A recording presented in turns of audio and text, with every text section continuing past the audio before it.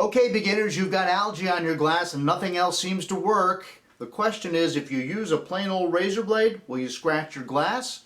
The answer coming up in this Fincast.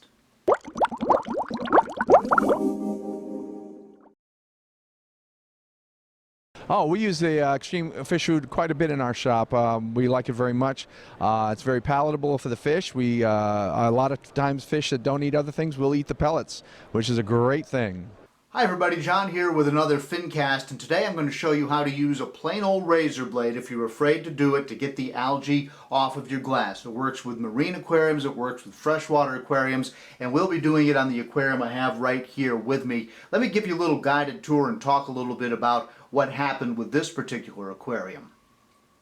I can tell you that the tank has been doing extremely well, but I have a CO2 system which feeds the plants, and I didn't realize that I had run out of CO2. I had just installed a new bottle, and I think what happened was that somebody sold me a bottle that wasn't completely full, because usually it goes for months and months, and after just a couple of weeks I ran out. And while I didn't realize that I had all the light and all the fertilizers going into the tank, and the plants just weren't reacting because they didn't have what they really needed was the CO2, so I wound up getting a lot of algae in the aquarium. Right in the middle of a water change here, and you can see how much algae is on the glass, especially if I zoom back, take a look at it here. The tank is actually in pretty good shape. I don't know, but there you can see the algae, and this stuff is stuck on there. I mean, it doesn't want to come off at all. If I push pretty hard, it's still leaving a fair amount of residue behind. Of course, if you have one of these mag floats, I'll turn it upside down. These things are great because you don't have to typically even get your hands wet. It's a magnet on one side, and you just go like that, and then the pole will work.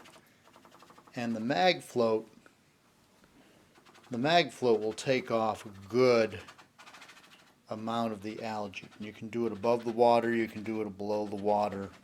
These things work great. It's a game changer really for aquarium keeping. They've been around for a while now, but I'm amazed when I talk to people who don't keep aquariums and they see it, how they think that's such a cool development in the hobby. But if you look over here, I don't know how well I can get it to show up, but right in here, there's some green algae that I can feel, and that mag float is not going to touch it. It's just, there's green algae there, and it's going to stay there. I just went over it 3 or 4 times, and it's still there. And it's not going to go away. And the only way to get rid of that is with a razor blade. Alright, so here we go. Right after that algae I was just showing you, and it just peels off of there like nothing. And you can feel it.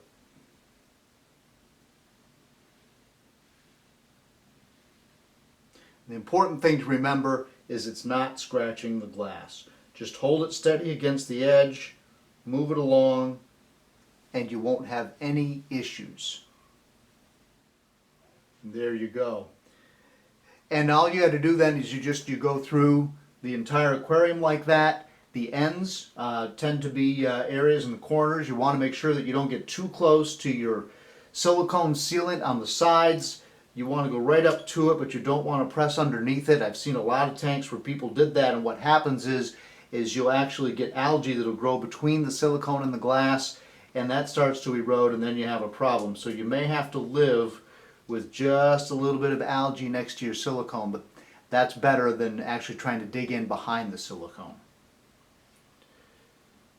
And we've still got a little bit more there. And I'll tell you, one of the things you can do is when you're done, run your hand down the side of the glass like this, and if you miss anything, you can feel it. Sometimes you can't see it, but you can feel it, and that means it's just a few more days until you can see it.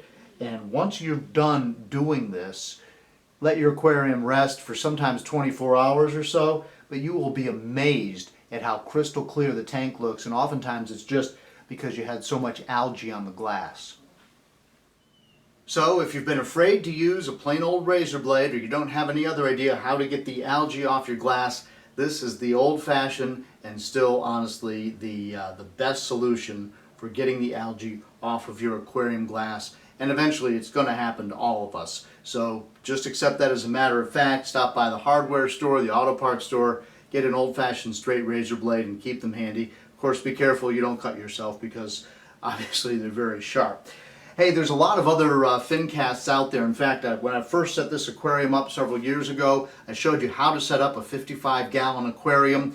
You can click on that if you like, and it'll show you step by step. And I told you about the type of gravel I used, how we got the plants in here. Initially, this was actually an aquarium I set up for neon tetras, and it had plastic plants. Then in a further Fincast, after about a year of that, I showed you how to go back and put the plants in there. And I think you can see the plantscape is doing very well in this aquarium.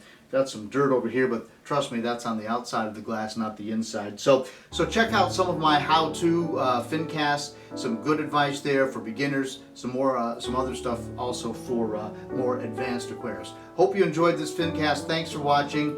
Click on the channel. Don't forget Fincasters.com. Check us out also on Instagram and on Twitter and on Facebook. And I'll see you in the next Fincast.